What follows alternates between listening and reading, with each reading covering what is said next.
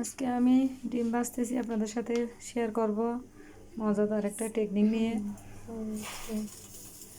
দেন আমি পেঁয়াজ, মরিচ, ধনিয়া পাতা কেটে নিয়েছি, একটু লবণ দিচ্ছি। দেন আমি একটু হলুদের গুঁড়া দেব, আর একটু মশলা দেব মাংসের।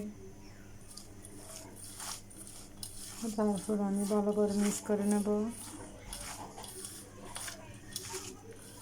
দেন আমি এখন ডিমগুলো আগে থেকে ভেঙে নিয়েছি, ডিমগুলো ঢেলে দেবো। 3টে ডিম ঢেলে দিই, একটু ঢেলে দিলাম, একটু ডং করলাম, ভালো করে মিক্স করে ফেললাম। আসলে ডিম ভাজাটা সবার অনেক পছন্দ, সবাই পছন্দ করে সচরাচর। বিশেষ করে আমাদের ফ্যামিলিতে একজন ছাড়া সবাই পছন্দ করে। আমি একটা প্যানে তেল দিয়ে দিছি, এরপর আমি ডিমটা ভেজে নেব।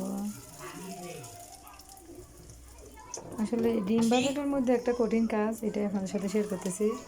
বিশেষ করে আমার কঠিন লাগে এইটা, যে উল্টানো এত কষ্টকর। যে আমি এখন আল্লাহ আল্লাহ করতেছি, কিন্তু এই যে পারছি আলহামদুলিল্লাহ, সুন্দর করে হয়েছে। এটা উঠাইতে গেলে বারবার ভেঙে যায়, ছিঁড়ে যায়, একদম তছনছ হয়ে যায়। আলহামদুলিল্লাহ এবার আমি পারফেক্ট সাকসেস হয়েছি,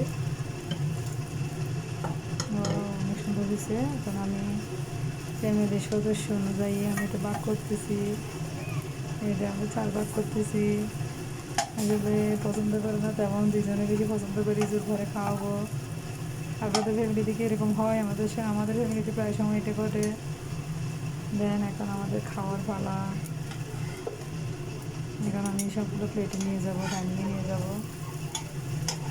আমার বাচ্চাদের মধ্যে একজনেরকে ওয়াও বলে খুশি হবে, আরেকজনের আমার পছন্দ না।